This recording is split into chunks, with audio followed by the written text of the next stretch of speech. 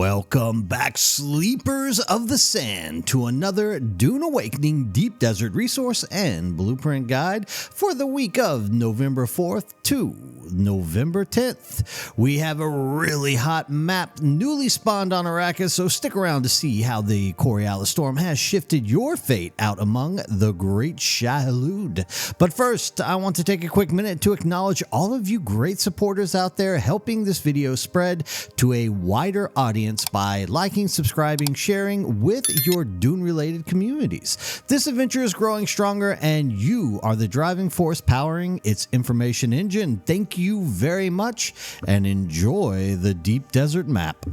Now, overall for this week, we can more or less see that the map is kind of evenly spread out, but there are some little details that we can jump in here and take a look at, considering that it is more spice heavy on the east side than it is the west. However, you will see that it is more intensely focused on the Imperial testing stations floating to the west side. So more or less what we are looking at doing here is determining where everything is at lie and where we should be planning our bases for this week.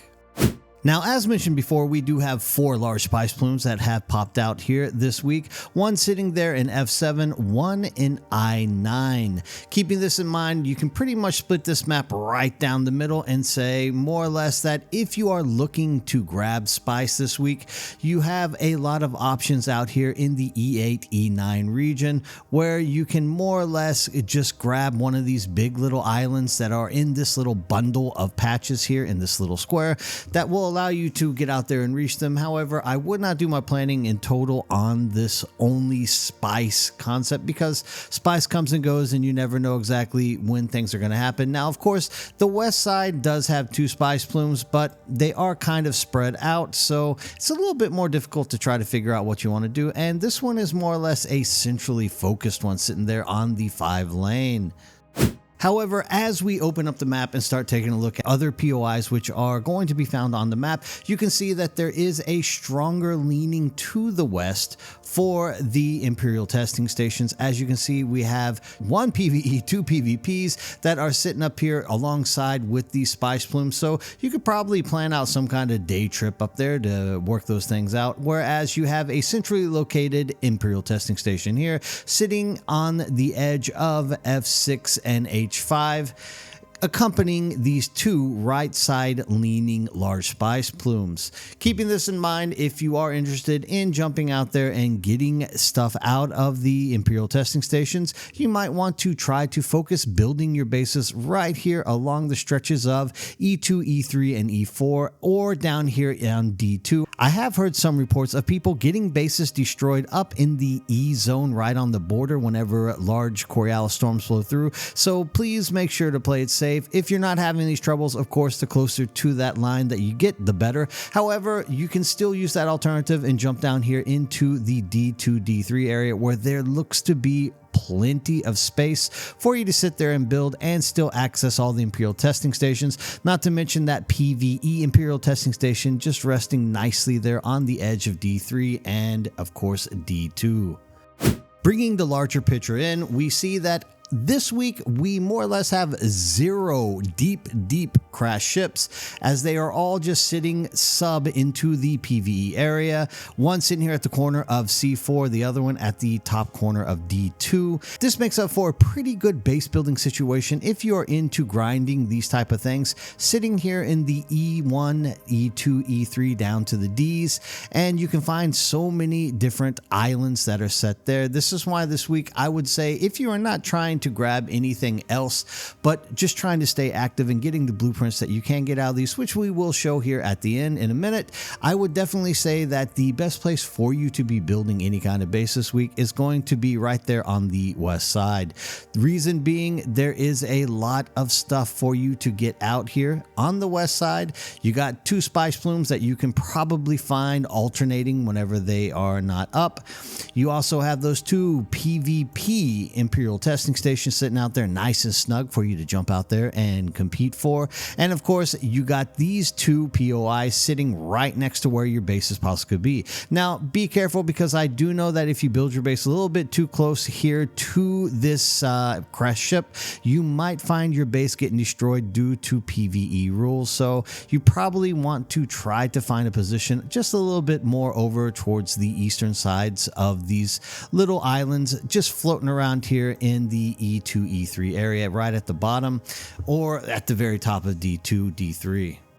However, once you take a look here at the caves, and once again, the caves are back by popular demand, I have brought back 100% cave reporting for you guys because I left it out in last week's report. However, this week, what we can see is there are plenty of caves that are sitting out there. I don't know exactly what are in the smaller caves. What I can tell you is that we do have the loot table sitting here for H5 and H8, as well as E8, C7, and C3. These are the larger caves that have, you know, the lootable boxes, and you can get all the good stuff in. We do have that loot table coming up here in a minute for you to take a look at. However, once you take a second to look at how the map is kind of drawn out, you can see that they are still trying to find ways to balance the maps for us to make it evenly distributed between quadrants. And you can say more or less that if you are happy about grabbing stuff out of POIs, things along these lines like the Imperial testing stations, you will try to stick around there and to the west side, whereas what they've done is counterbalanced it by giving us less POIs over here in terms of the Imperial testing stations and the wrecked ships, and instead exchanged for us nice little big cave systems for us to drive out there and get what is in that loot table, as well as 2 spice plumes, and of course right here in the middle. So therefore, if you are diving and just trying to grab resources, whatnot, once again, that eastern side area for the maps, you know, I drew a little bit into the PvP here. Please do not build bases right here. Let's mark it with yellow. This is dangerous. But if you want to build your base, probably right here in this square is going to be a great location for you to get out there and do so, as you now can see that you have 2 spice plumes as well as a large cave to go directly into to try to loot. You also are still within inside reach of grabbing this one Imperial testing station, and if you have extra time, you could always float here into the middle. Now, if you are looking primarily just to get both ends, of course, there are still plenty of islands sitting out here in the D and E areas 5 and 6, so you will not be without any place to build. However, try to make sure to avoid building on top of that Stravinium and Titanium, because they do indeed hold some kind of necessity for people to be building stuff with, so you don't want to block it not only for yourself but for other people that are jumping out there. However, if you cannot avoid this, obviously just build where you can into it, but just keep in mind, you have a very lovely deep desert map this week. One side more or less for POIs, and of course the alternatives to the large spice plumes.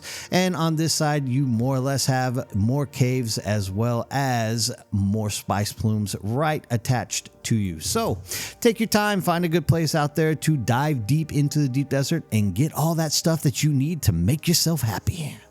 And as always, remember, if you are new to Dune and you have a working ornithopter, please make sure that every single week you are jumping out here and you are running the Imperial testing stations in the A column. These are all PvE and they are easy to complete, and it gives you 180 intel points, or intel research points. This is going to go a long way to help you in grinding out all of those blueprints that you need to build stuff and become better and stronger at the game. Also, please don't worry about trying out these ships. More or less, sometimes you're going to find that nobody's even running them. So if you don't see anybody flying above you in the skies, hey, jump out there and get all the good stuff that comes out of there, because they do have loot tables as well.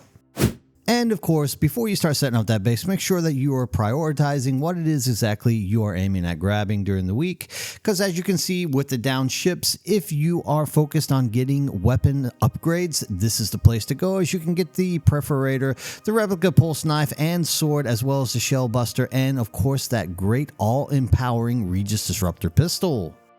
As for more defensive capabilities, you will definitely want to be aiming for those PvE testing centers, as you can get Holix pick the Power Harness, the Carterizer, Young Sparky MK6, as well as that Adaptive Holtzman Shield, and the Dune Watcher, as well as the Black Market K12 Lasgun. All these very important items which will not only keep you alive better, but also help you dice through people's ships and bases a whole lot faster.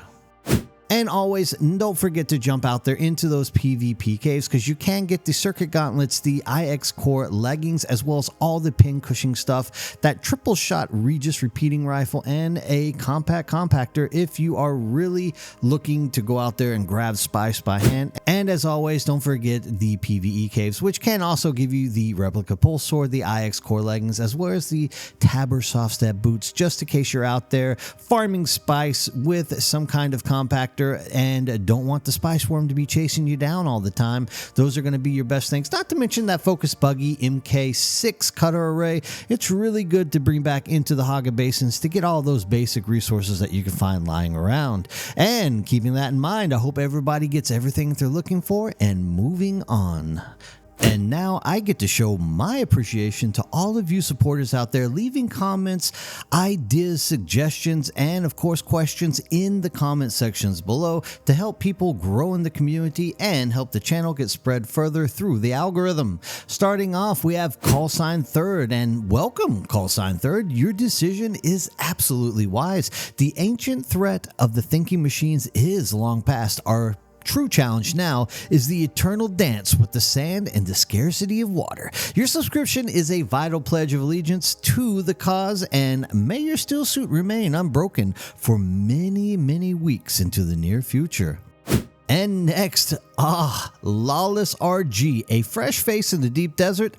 Do not let that precious melange burn a hole in your pocket, my friend. Prioritize wisely. I suggest a sturdy refinery is probably your best call. That way you can produce stuff with all that spice. Remember the mantra of the Fremen: build smart to survive, then you can build big to thrive. And next, thank you for the subscription of Busy Bomb. While the Imperial cartographers provide a basic map of the desert, it takes a true siege to offer tactical insights. Your support guarantees will dive into the hidden paths as well as uncover secrets of the caves, for they are the future of all desert warriors. And praise Shai Halud, Cereball 1. Glad the weekly update on the Deep Desert layout is proving useful for you. I simply just report the shifting stands here. Stay vigilant, as a perfect layout today can become a ruin by the next Coriolis storm. Next, always a pleasure to see you checking in, Caster8773. We act as the ecologist of Arrakis with a camera, mapping the heat and the wind for you. May your travel always be during the calm before the storm, and your water discipline be without flaw, my friend. Thank you again. Next, a grim report. Let it burn, Dubai. Be cautious of the whispers that claim PvE is safe. Even the most honorable houses are prone to treachery. Fortify your perimeter, check your claim flags closely, and never forget, fear is in the mind, killer.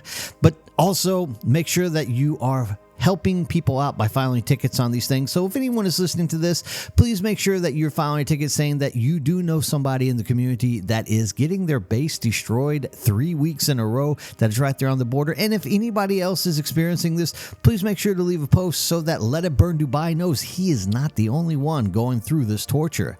Next, my sincerest apologies, fellow travelers.